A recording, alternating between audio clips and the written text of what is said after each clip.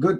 So let's welcome Jimmy. So Jimmy is an assistant professor at the University of Toronto, and he did his PhD with Jeff Hinton, which all of us know very well. And he's also a CFAR AI chair. So let's welcome Jimmy without any delay. However, Jimmy has also agreed to take questions during the talk. So please feel free to either send your questions on the chat or unmute yourself and ask a question during the talk. Okay? Jimmy, the floor is yours now. Okay, thanks. All right, yeah, so this is the first time I actually gave a formal virtual talk. So hopefully there's not much hurdles we have to jump through. But yeah, so if there's any questions and I didn't notice, so please, the moderators help me out, yell at me for my ignorance. So in today's talk, I'm going to talk about the intuitive understanding of generalization in neural networks. So as we know, deep learning has been quite successful in the last couple of years, ranging from the applications in computer vision that's beating all the previous state of arts, become the dominant approaches that's currently being deployed in all those real world products, like self-driving cars, to beating the best human champions in the board games of Go. And now there's pretty much no, the AlphaZero, which is the successor of the AlphaGo that beats Lisa Dahl, has no competition except for its own peers.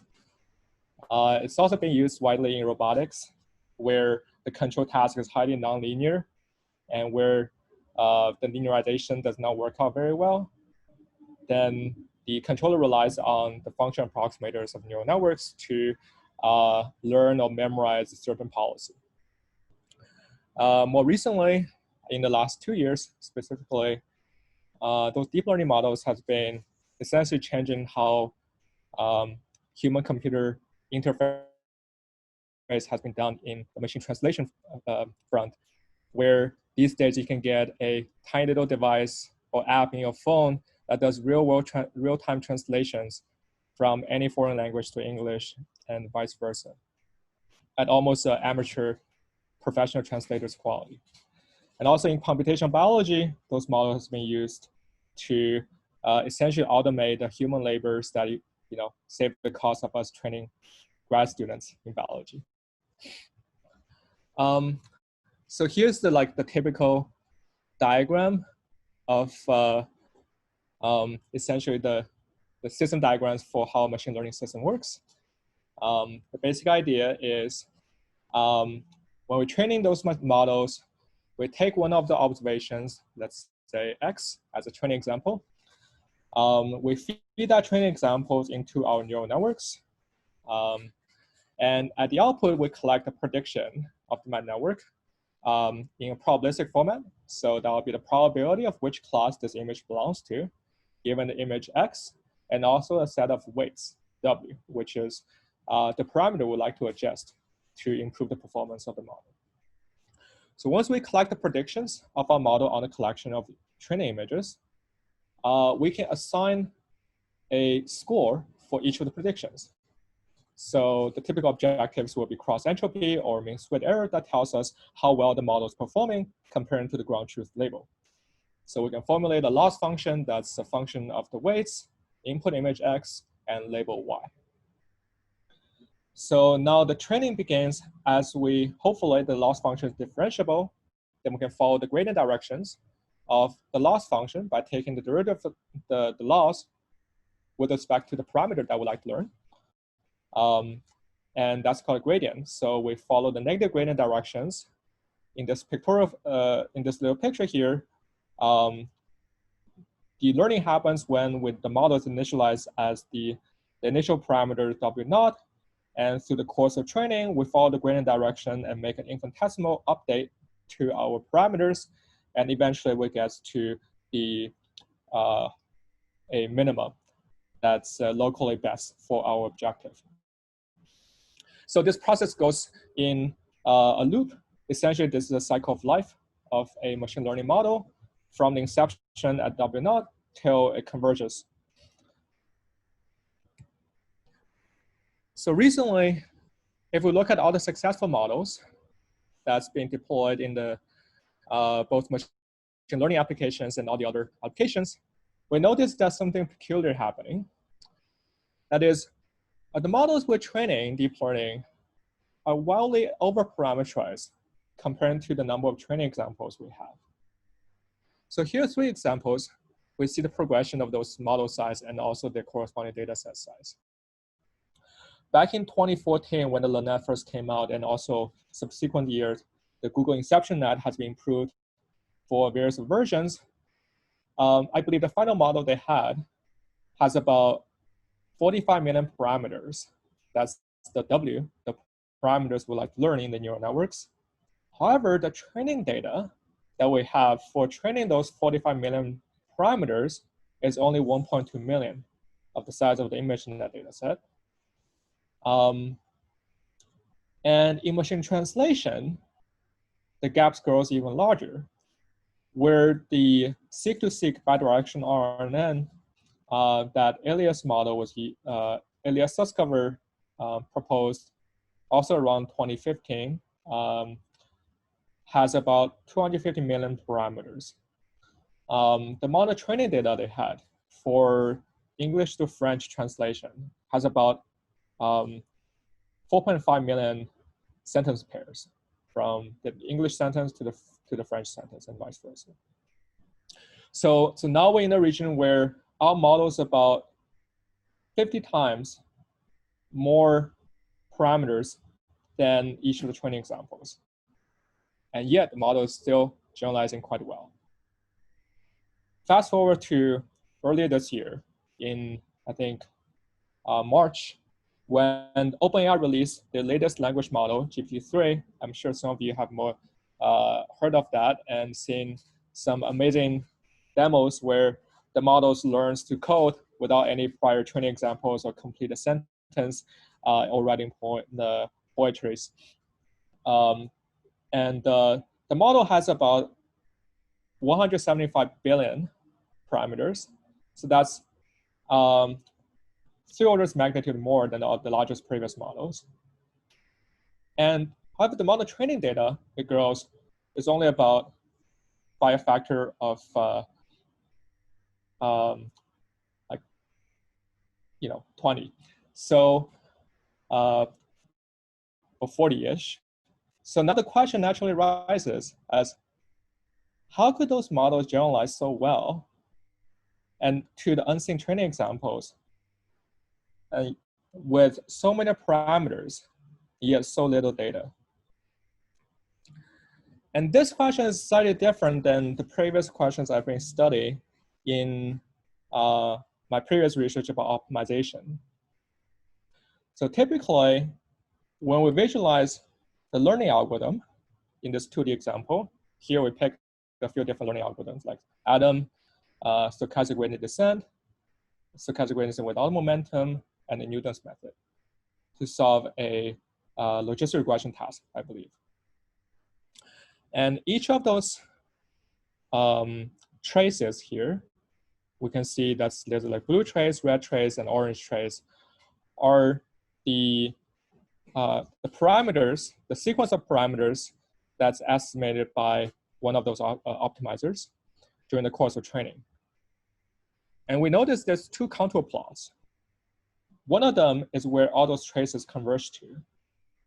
And that's corresponding to the darker contour plot. That corresponding to the minima in the training set. But if we compute the loss surface on the test set, the minima is going to look slightly different from training, or else we're going to get the best 100%, reaching 100% training accuracy will also give us the best model for future prediction. So on the test set, we have the loss surface that's colored in the blue contour. So conventional view here is that we can view the generalization error as 2 sources of error. One is the optimization error, which is the end of each of the trace with respect to the minima in the training loss. So that's the black contour. So in this case, that's the distance between the end of the blue trace to the center of the contour, and that's highlighted by the green error. And the generalization error is also, even if you can optimize the training loss perfectly, the generalization error will still be bounded by the essentially not enough training data to learn the true underlying function. And that's the discrepancy between the minima on the training set and minima on the test data. So that's called estimation error. So when you think about the generalization error is typically the combination of the two in practice, because we never train our model to convergence, so we're always gonna have some optimization error. And there's always gonna be estimation error because we only have finite number of training examples, and we only have finite training, finite computing resources that we can only train our model for finite number of steps, and using a finite size of model. So this picture, typically when people think about optimization and generalization, is not too helpful to help us to understand exactly what's going on in the generalizations of deep neural networks these days. So the question is, what tool should we use to understand why those overparameterized models generalize well? Well, Wapner used to say that for any problem we like to study, we should simplify them to their simplest form and no more than that.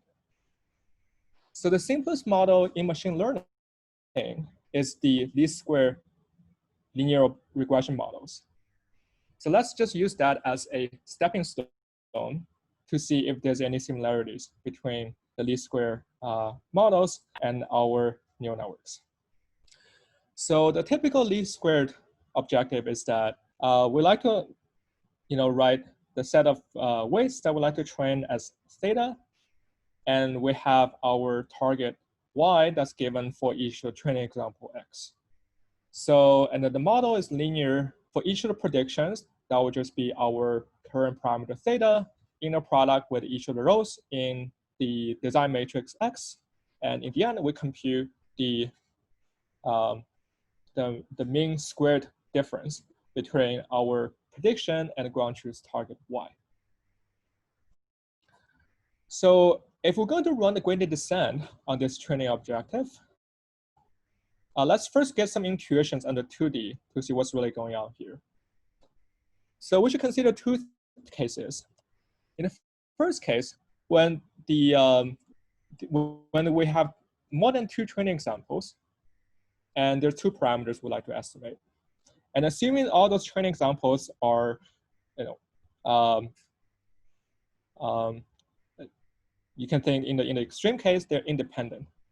So in this scenario, under 2D, our contour surface looks like a ellipsoid, and so it's a quadratic optimization problem that's starting from anywhere in the entire parameter space. By following the gradient direction, I should be able to reach the center of this quadratic loss. And we can also compute the exact solutions at center quite easily, and by writing down the normal equations and taking the inverse of the covariance matrix of the data. So, the parameter, the stationary solution, or the parameters right at the center of the loss is equal to the inverse of the data covariance matrix, reweighted each of the training examples feature, and multiply that by the target y we have. So that's the typical solutions for a least square solution.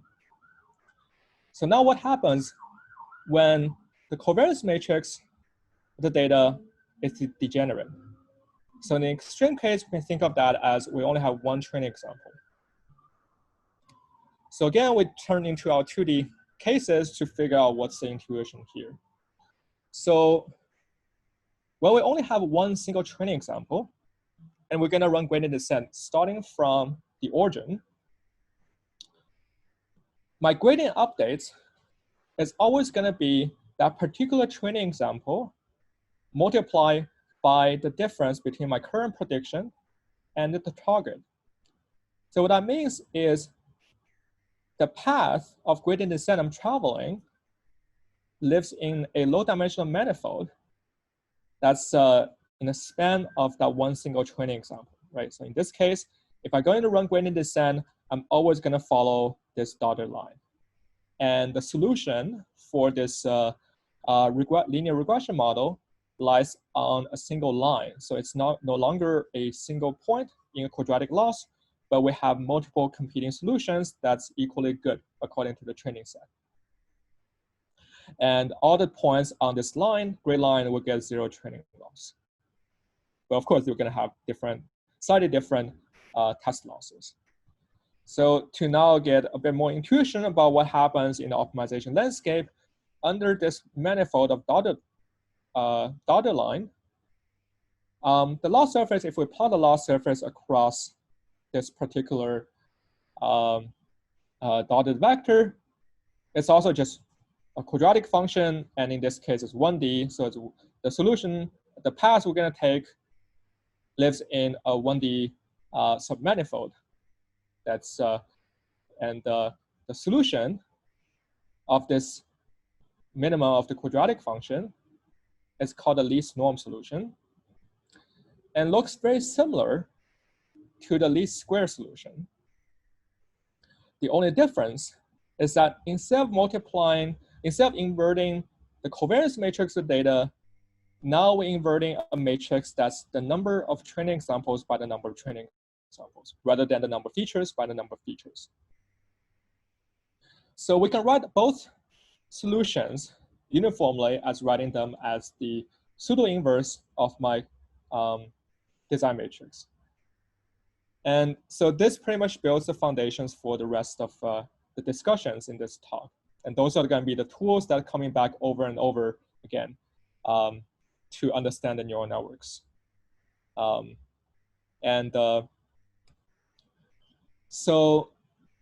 now under this linear regression model, we can ask the question, what should be a generalization error? That's the mistake we're going to make under our current parameter estimate theta for all the training examples x. So for all the examples x under the data distribution. So that is, what's the expected error of my parameter theta with respect to the ground truth function f star at each point, and we're going to integrate out the entire data distribution.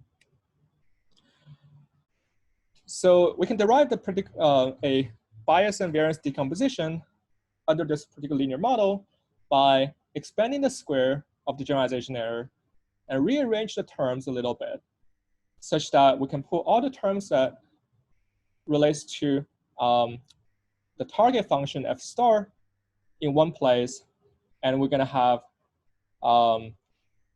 and complete the squares, and we're going to have the residual terms. And so typically, the term that involves the ground truth target function f star is called the bias, and the terms that does not involve the target function we like to learn is called the variance. So the typical characterization here for the bias and variance decomposition is that the bias depends on the target function that we like to learn, and also the data distribution, because one is measuring the difference between our prediction and the target function. The other one determines which region we're going to integrate over to compute the bias term.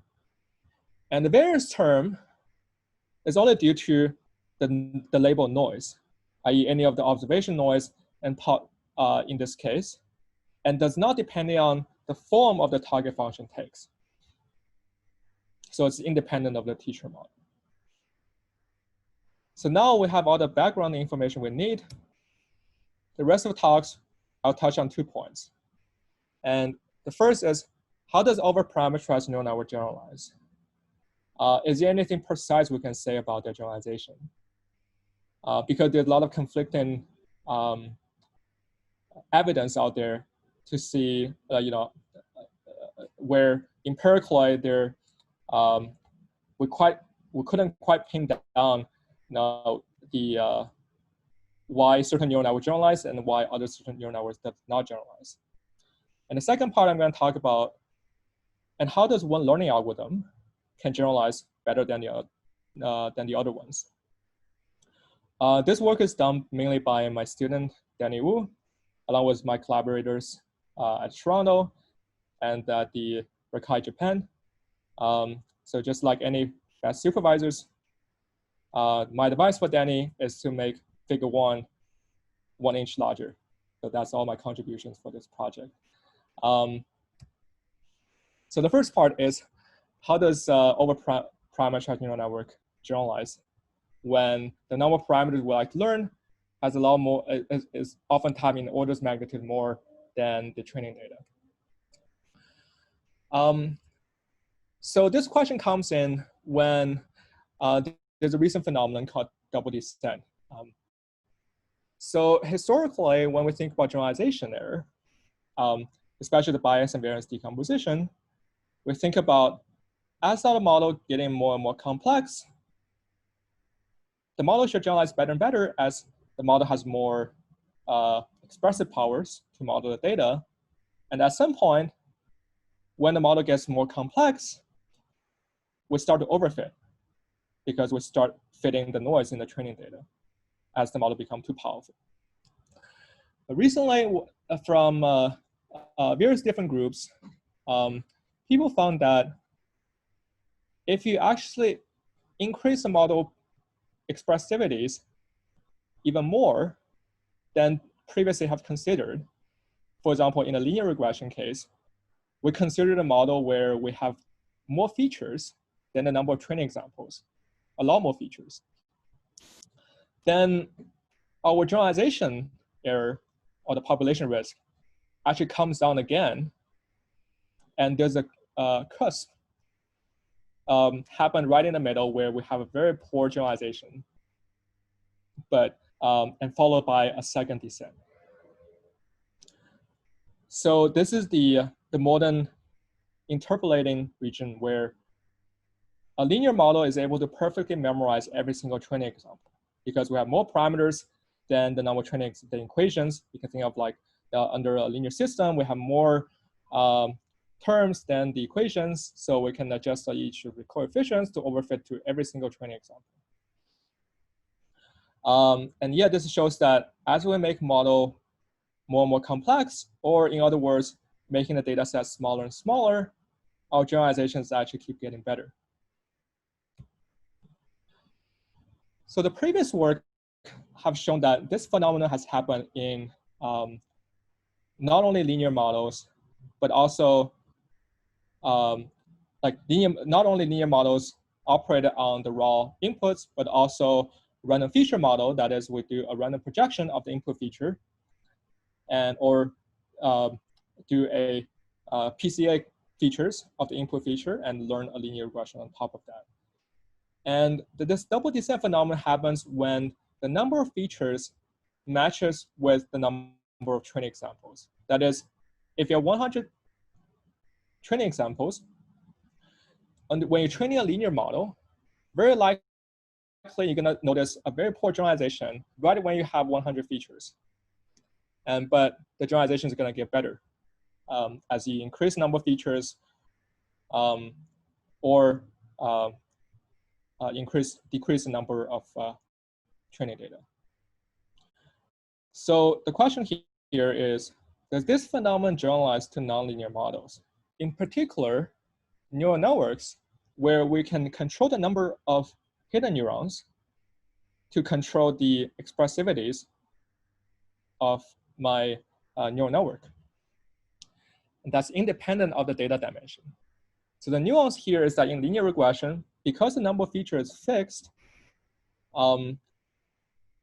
there's no way I can improve the expressive power of my model other than keep adding new features. Where in neural networks, we can just keep adding neurons, and through that, we can increase the number of parameters. And so what does the generalization look like? So in the previous literatures, how does this cusp where you see a very poor generalization happens when the number of features is the same as the number of parameters happen? The typical explanation here, intuitively, is that because we're doing a matrix inverse in either of those regions, either inverting the data covariance matrix or inverting the data similarity matrix, which is the number of training examples by the number of training examples. When this matrix, the eigenspectrum of such matrix will have very, very small eigenvalues when the number of features and the number of training examples are very close to each other. In other words, when the design matrix is very close to a square matrix, very likely due to noise, we're going to have very small eigenvalues in the matrix I'm going to invert. So if the matrix inversion has very small eigenvalue, that means my normal equation solution, either the least square solution or the least norm solutions, to have very large magnitude in our weights.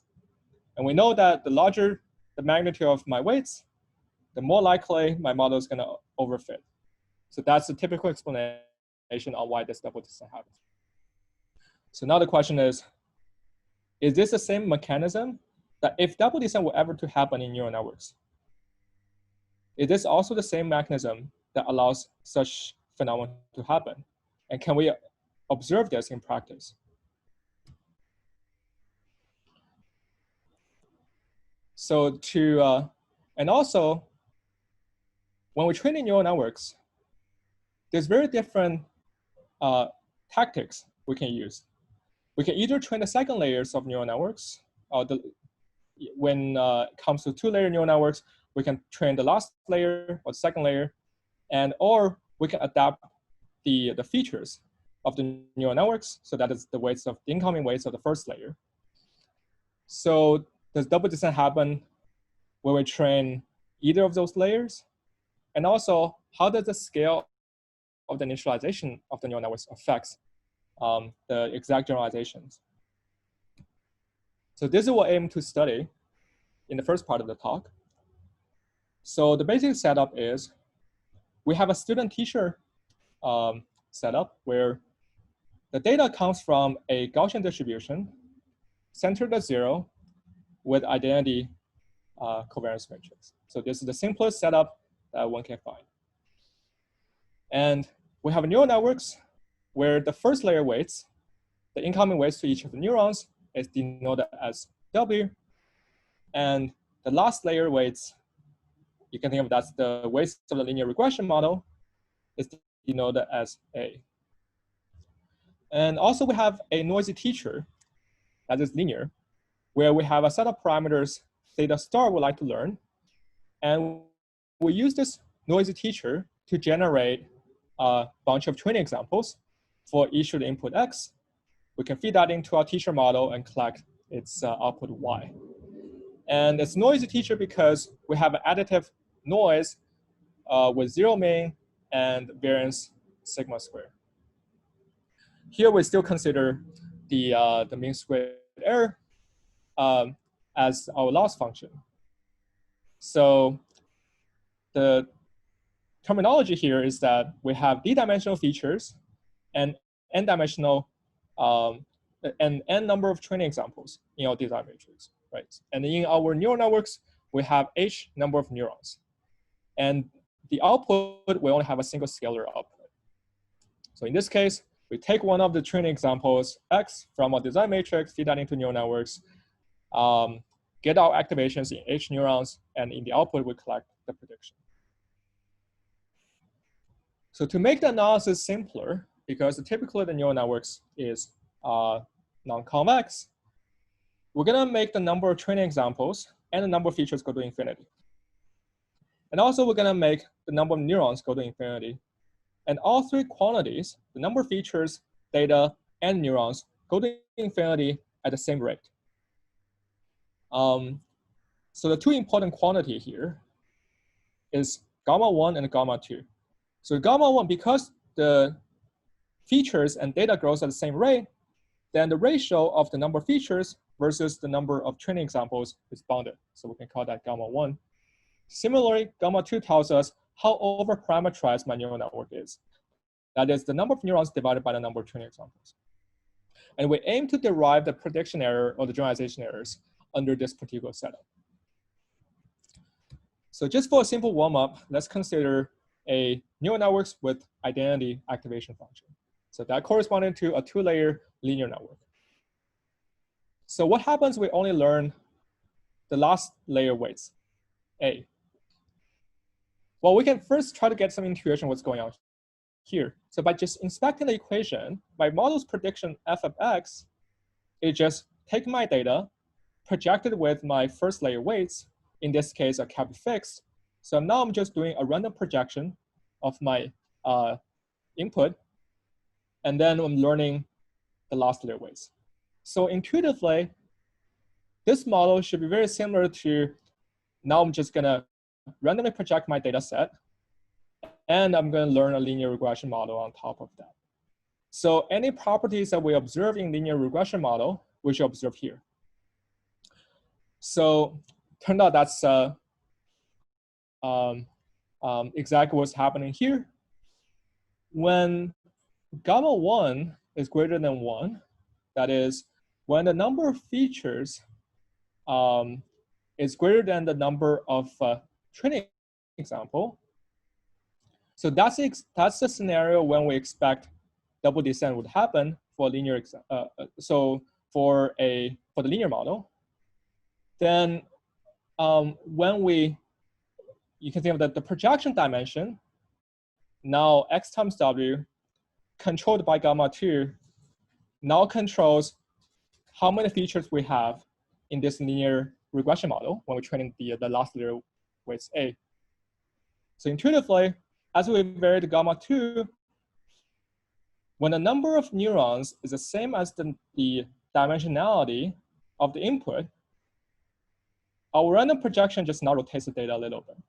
Then we expect the behavior here is exactly the same as the number of features equals to number of training examples, and we're gonna have a huge risk, i.e. the generalization is gonna be very poor if we choose the number of neurons to be exactly the same as the number of input features.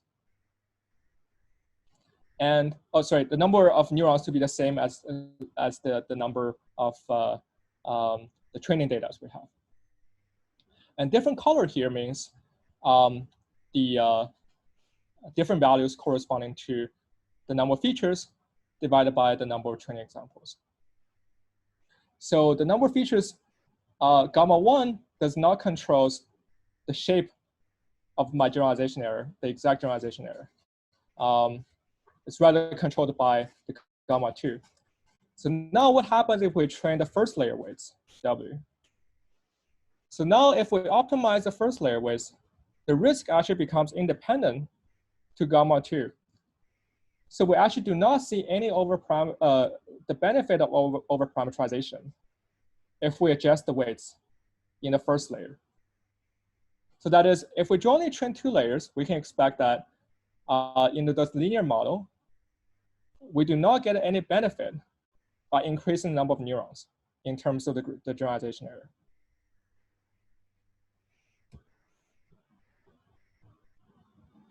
So now what happens when we actually train a nonlinear network?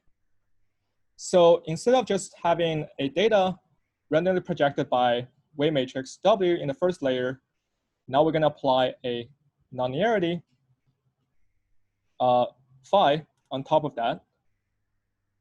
And the solution, if we only train the last layer weights, is no different from the random feature model. So we expect that if we notice that the variance of the generalization error explodes when the number of dimensions equal to the number of training data, then the variance of the generalization error of the random feature model will probably also explode when the number of neurons is about the same ballpark. The ratio of the number of neurons divided by the number of training samples is equal to 1. And that's also what's happened, that we're gonna observe a peak in the exact risk of this random feature models precisely when the number of neurons equal to the number of training samples. And generalization gets better as we increase or overparameterize our neural networks. So that's for the variance term, which is very similar to the previous works from Hasty and Chen Singer. the bias term, in our work, we did not precisely evaluate or characterize the exact bias term. Instead, we just run some experiments on neural networks with ReLU activation function.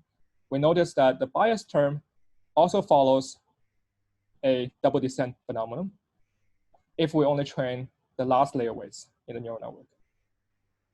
I think early this year, Andre Montanari's group has published a work that characterizing the exact bias in this scenario. But the take-home message here is that when we only train the last layer of the neural network with any nonlinear function and any nonlinear activation function, that is, we notice a double descent, and we get a huge gain by making the model a lot larger. So what happens when we actually want to train the first layer weights in our neural networks? So if you think about the neural networks as learning some adaptive features for the final layer classifier, then this is correspond to, let's adapt our features on the training data. And now how does the generalization error behave in this scenario? Unfortunately, when we have nonlinearity and training the first layer, the stationary solution is really hard to quantify. So we need a certain trick to make sure we can actually analyze this situation. So the answer is always linearization, or taking Taylor expansions. We consider two scenarios in this case. The first scenario is called vanishing initialization. So that is, if we can linearize our model around 0, that is, if we initialize the weights precisely at 0 and train my model, and the distance my model travels is a lot further than the magnitude of my initialization with respect to the origin. So visualization here is that each of the dark dots are the initialization of the model, and the bright dots are the models where the particular neuron that converges to at the end of the training. And through so the entire trace is the process of running gradient descent. So in this scenario, you can see initially we have a bunch of neurons, the black dots that sprinkled around the origin. Through the course of training, they moved quite far away from their initialization. So this is called the vanishing initialization because the final solution has very little to do with its initialization. In this case, if we linearize our model around the origin, the model becomes almost equivalent to a two-linear network. So you may wonder, first, how can we even linearize the model here? The intuition here is that if we have a very overparameterized neural network, that is, when the number of neurons go to infinity, if we want to learn a particular target function, we only need to just adjust the incoming weights of my neural network by a little bit. The more neurons I have, the less I need to adjust for each of the neurons to reach the same target function. So at infinity, if I have infinite neuron, then very likely I'm going to make infinitesimal small changes to each of the incoming weights of my neuron. And therefore, the linearizations seems like a pretty reasonable thing to assume. In the second scenario, we're going to consider the initialization that is non-vanishing. So that is when after the initialization, and once we train the model to convergence, i.e. moving from the dark blue dots to the bright yellow dots, the parameter does not change much from its initialization. So this is a scenario when we initialize the models to be very large, and there is a global optimal in the small neighborhood around the initialization. So this is typically being described as a neural tangent kernel region, where the model is linearized not at the origin, but linearized at each of the training example, that the feature, we can linearize our model, turn our neural networks into a linear model where the input features becomes the gradients of my model's prediction with respect to the parameters we have for each of the training example. And this asymptotically is equivalent under various assumptions to be a kernel region where we have the inner product, the inner product kernels scaled by a coefficient B plus an identity matrix. And the scaling for B0 and B1 depends on whether you use sigmoid or ReLU or various different activation functions. So what did this all mean in the end? So if we plot the derivations we have under those two linearizations and match them with the neural nets we actually train in practice, this is the results we're showing, where each of the dashed lines are simulation where we train the neural networks from a slightly different draw of a random initialization.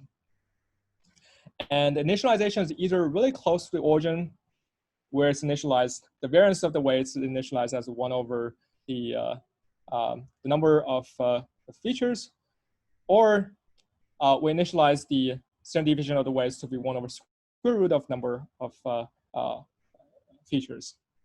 So we notice there is little discrepancies between the vanishing and non-vanishing initialization, and also with respect to their predictions in terms of the bias and variance. And we notice that the double descent actually does not occur as we making the model more and more overparameterized. The double descent is only if there's any I guess surprising phenomenons in this case, it's only as a function of the number of input features with respect to the number of training examples. And doesn't matter how much we make the models overparameterized, in this region we consider, there's no benefit of overparameterization. There's also an interesting phenomenon where the larger initialization actually results in higher bias and lower variance. So for the first part, we can see that characterizing the exact generalizations in neural networks actually depends on quite a lot of factors. And there's a lot more nuance in neural networks compared to the linear models. If we train different layers, we're going to see very different generalization behaviors. One has, if we only train the last layer, we're going to notice a double descent. So we're going to gain the benefit of overparameterization. But if we train the whole model, we do not have, the model can adapt to the data, and we do not see any benefit of making model more and more overparameterized. And also the scale of the initialization leads into very different inductive bias in our setup. Of course, there's some limitations in this analysis, which is we assume that the number of neurons, the data points, and our features grow to infinity simultaneously. But is that actually the right region to analyze for the neural networks in practice? Although the results are very intuitive because all the results pretty much follows the linear model derivation, but is that something we can actually observe in the practical data sets other than the Gaussian noise? And also, is the linear teacher model too restrictive? So those are the limitations and partially being addressed in the second half of the talk, which is we ask a slightly different question. As instead of studying the solution of a gradient descent, we ask, how does different optimization algorithm can lead into different generalization? So here we consider a preconditioned gradient descent problem where the parameter is being updated at each time step by following the negative gradient directions, but multiplied by a precondition matrix P. So this particular update rule, and then the preconditioner P can be time dependent. This update rule actually covers quite a lot of different optimizers we use in practice, from the natural gradient algorithms, where the preconditioner is the inverse Fisher information matrix, to various adaptive gradient methods, let's say AdaGrad or Adam.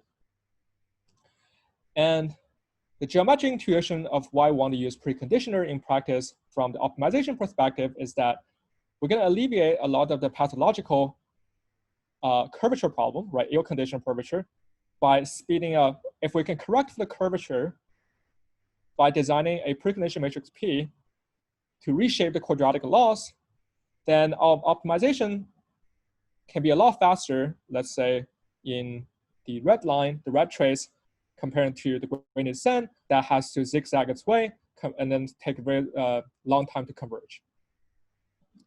However, in the most recent literatures, there are a few conflicting observations. For example, the marginal values of adaptive optimizers, where they show that in practice, if we optimize neural networks with Adam or MS prop, the generalizations of the neural networks is not as good as the network obtained from stochastic gradient descent. And in other literatures from the studies of Guodong Zhang and Roger Gross, where they found that if you regularize all those optimizers and learning algorithms properly, you reach more or less a similar generalization error. So the question is there any way we can verify those claims in a very simple linear models, and even from that to derive intuitions to see whether there is a generalization gap between different learning algorithms? So how does different preconditioner, so we can formulate a problem as to ask, how does preconditioning affect the generalization? Right? Because if we lump all different learning algorithms into this preconditioned gradient descent form. So if we want to think about the learning algorithm, there's probably under the underparameterized case, because there's only one global optimal, all the optimizers are going to find the same solution amid the early stopping points. So it's probably more productive to think about the overparameterized case, where we have infinite amount of solutions that's equally good on the training set, but some of them is going to generalize better than the other on the test set. So that corresponding to a linear regression case where we have more features than the number of training examples. And this also corresponds to most of the modern neural network models, let's say neural networks, that are often very overparameterized. And depends on what precondition matrix we use, you can imagine we're actually going to take a very different path in the optimization landscape and results in very different inductive bias for the final solution we achieve. So on the right-hand side, here's some visualizations of different functions in a 1D regression task on 4 data points that's learned by different optimizer. You can notice that the gradient descent functions that wiggles the most, and the natural gradient, the blue curve, only wiggles a little bit, and all those functions are initialized from making predictions at 0 for all the inputs. So again, let's going back to our simplest linear regression case to consider the overparameterized least square objective. And we know that the stationary solution in this case lives on the line, and if you initialize your solution, your parameters at origin, then the gradient descent is going to give you the least norm solution, right? So it's going to find essentially the shortest path in the L2 distance that's corresponding to the red arrow to that particular line where all the solutions lies for your training set. But if you use different precondition matrix, however, you're actually going to reach a very different solution. So the setup we consider here, again, is very simple linear regression case, and I'm just going to directly talk about the results we have. So let's consider 3 different choices for the preconditioner. The identity that gives us the gradient descent, population Fisher, that is the preconditioner is inverse of the Fisher information matrix. In the linear model case, it's inverse of the population data covariance. And also various different sample Fishers where the preconditioner is a damped data covariance matrix. So the inductive bias of 3 different optimizers is that the gradient descent solutions is going to have a small parameter norm, where the natural gradient solutions is going to have small functional norm. Because now we're looking for the parameters that would change our functions the least under the KL divergence. And in percolate, that's what also was observed, where the gradient descent is going to change the parameter a little bit, but it's going to create functions that wiggles a lot in the function space. And where the gradient descent, where the natural gradient is going to change the function space the least. And in order to understand the generalization, we again turn our heads to the bias and variance decomposition, and want to determine the optimal preconditioner under different conditions. So for the variance term, you can imagine that because the variance term is a function of the data covariance and the covariance of the parameter we're estimating, and for this term to be smallest, if we're estimating our parameters using a preconditioner that's the inverse of the data population covariance, we're probably going to result in the smallest variance. And that precisely what we found is that if we use natural gradient, and we use a lot of unlabeled data to estimate the covariance or the Fisher information matrix, the function we learn in the end is actually going to reach a lot smaller variance comparing to gradient descent, and also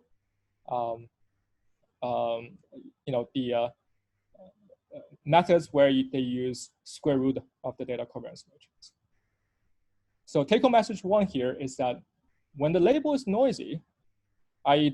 when the generalization error is dominated by the variance term instead of the bias term, the natural gradient with population Fisher can actually generalize better than the gradient descent algorithm. So empirically, we also found this is to be true in neural networks on CFAR, where if we're adding a lot of label noise and we use 100,000 data, unlabeled data, to estimate the population Fisher, then we notice that as the label noise increases, the natural gradient, which is the blue line, generalizes better than the gradient descent algorithm.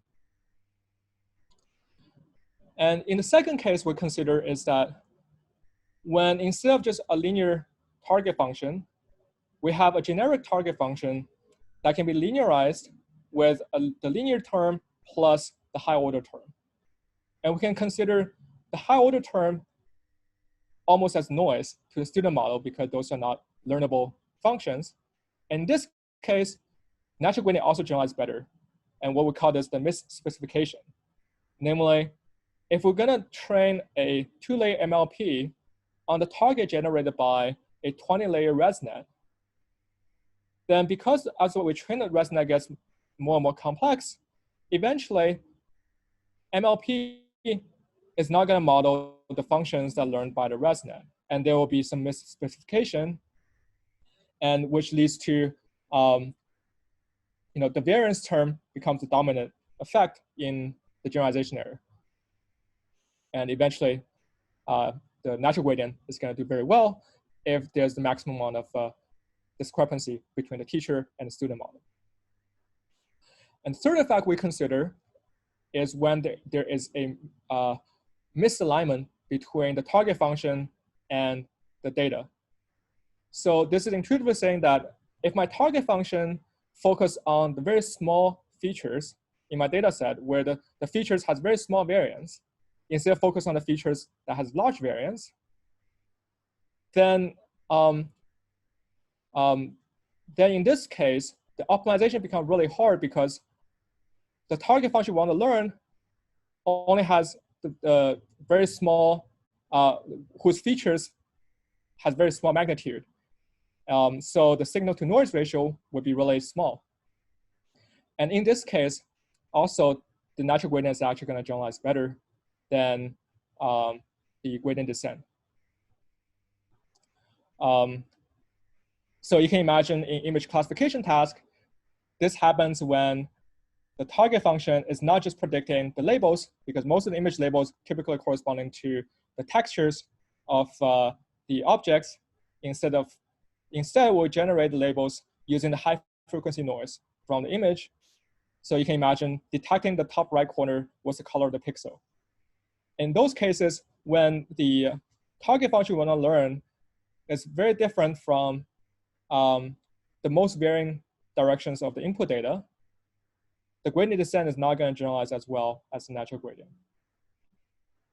And we observe that on the two-layer neural networks on MNIST. So we can also combining all those different preconditioners together to achieve a trade-off between bias and variance decomposition. So just to wrap up the talk, so turns out the generalization performance of neural networks and its interplay with a learning algorithm has three, at least in the case we study, has three different factors that influence the generalization. There's the label noise that leads to larger the label noise, the more the variance term is going to dominate in the generalization error. And the natural gradient is shown to be optimal to minimize the variance in the generalization. And also there could be model misclassification. That is, if we're fitting a way underpowered model where the target function we want to learn is outside of the hypothesis space of the student model, then the variance also is going to be the dominant term here. The natural gradient also can help. And whenever there's misalignment in a target function with respect to the features, that is, instead of focusing on the most salient features for the class label, the class label always associate themselves to the least salient features in the data set. Then in this case, the generalization error during learning is dominated by the bias term. And the bias will be minimized if we use a preconditioner that aligns with the target function. So for the future directions, like you can imagine, to extend this work, so far we only consider the precondition that's fixed. It's not changing through time, so that does not include Adam and AdaGrad and various different adaptive methods. And also, there's some additional characterizations we can make about the additional gradient noise due to the mini batch, and also the step size in the discrete optimization rather than considering the gradient flow. So there's a complementary work from Danny as well on using the exact same tools to analyze the generalization of neural networks under different weight decay that's conditioned with Fisher norm or different simple Euclidean norms. And this concludes my talk. And yeah, thanks. It's time for some questions if we have time. Yeah. Thank you, Jimmy, for a very, very interesting talk. So we see a lot of claps, everybody. So yeah, if you have time for questions and comments, if anybody has, please feel free to send your question over the chat or just unmute yourself.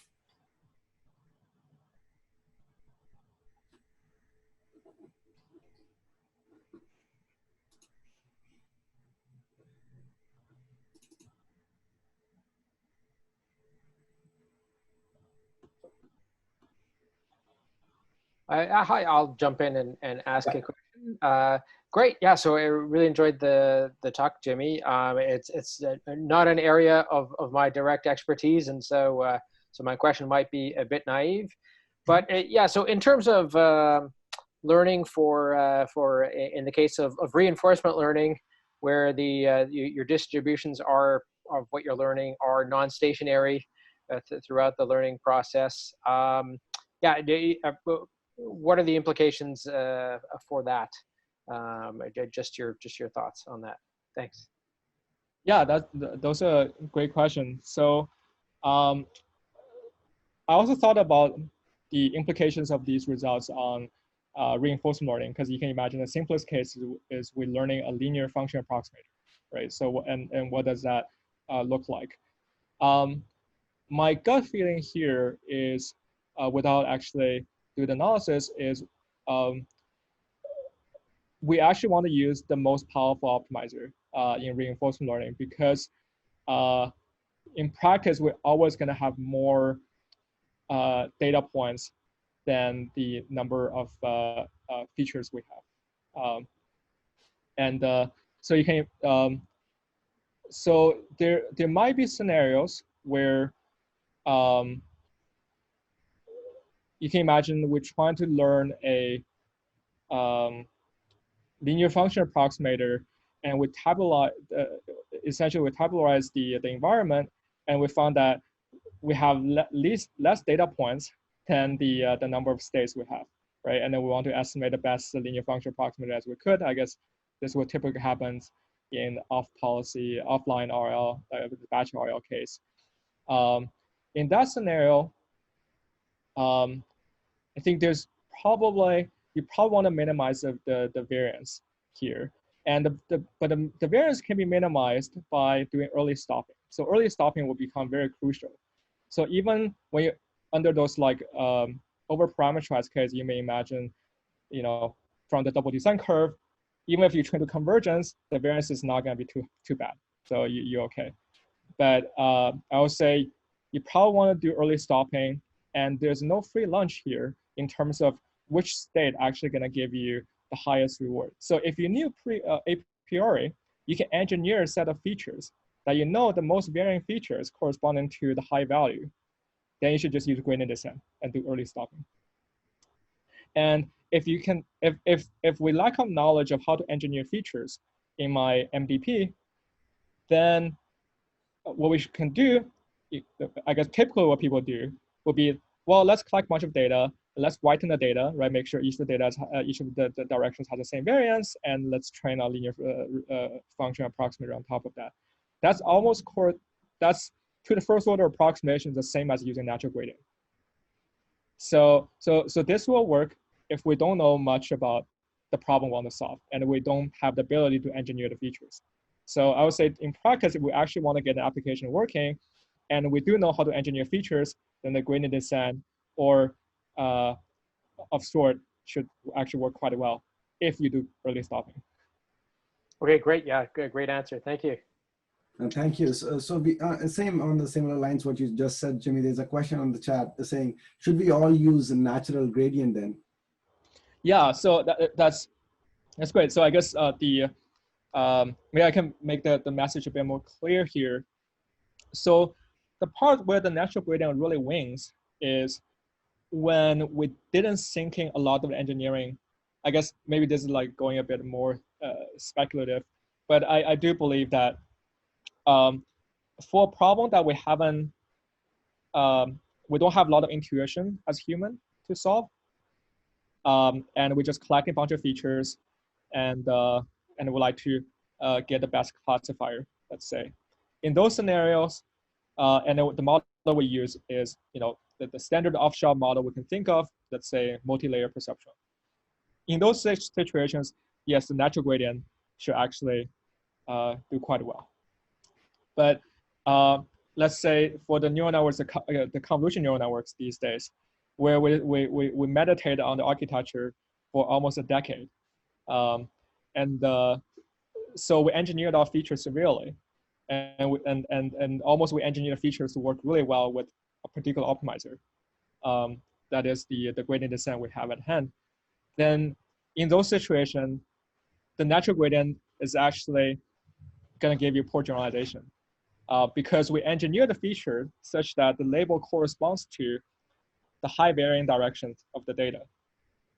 And now if you do natural gradient, you're saying that let's renormalize all the features and let's treat all the features as equal. But because previously we already engineered the largest variant feature correspond to a label, then we should probably just use that inductive bias. And normalizing all the features is actually going to hurt your performance. You don't want to consider all the features to be equal. No. Thank you, Jimmy. That was a very good answer. Anybody else?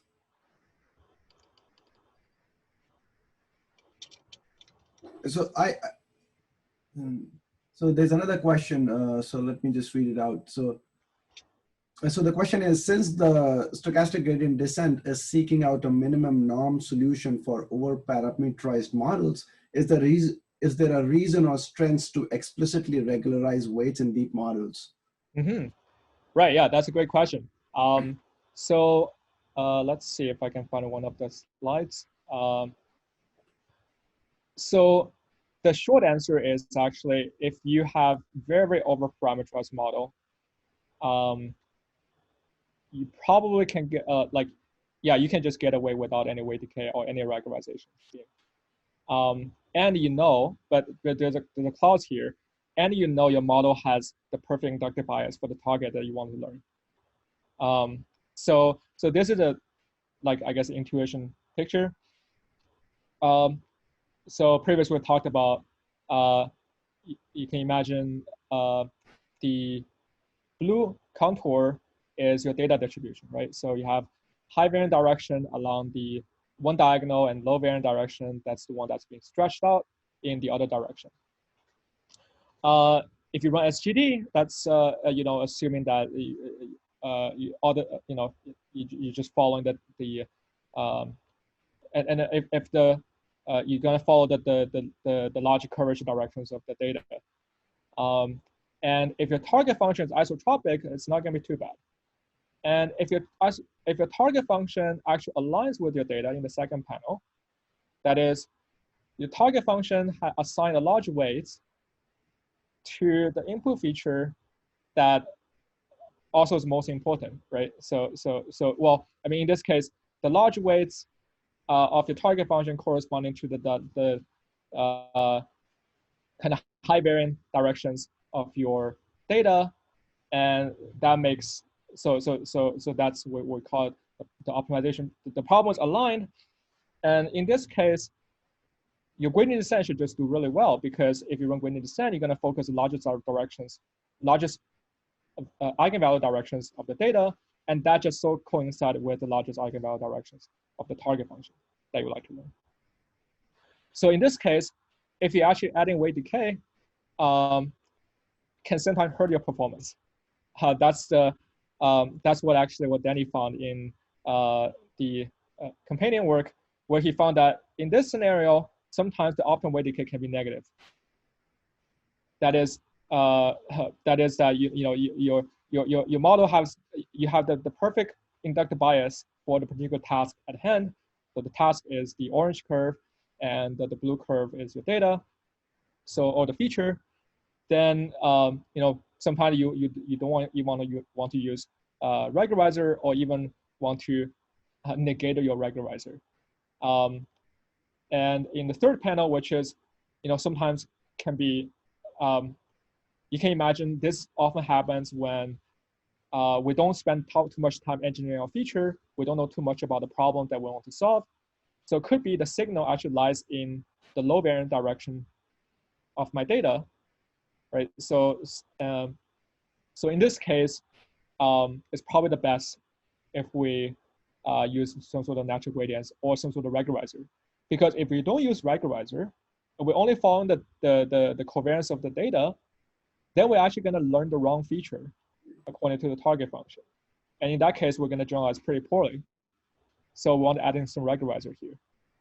So I guess in summary, the reality is probably somewhere in between the second and third panels, right? Between aligned and misaligned. You're going to be aligned within some directions and misaligned in some other directions. And adding a regularizer is always going to help you to avoid any of the misalignment, right? Because in practice, no one knows the perfect model for the particular data set at hand. But if you do know the perfect model, you can just throw away your regularizer. Thank you, thank you. Anyone else has any question or comments?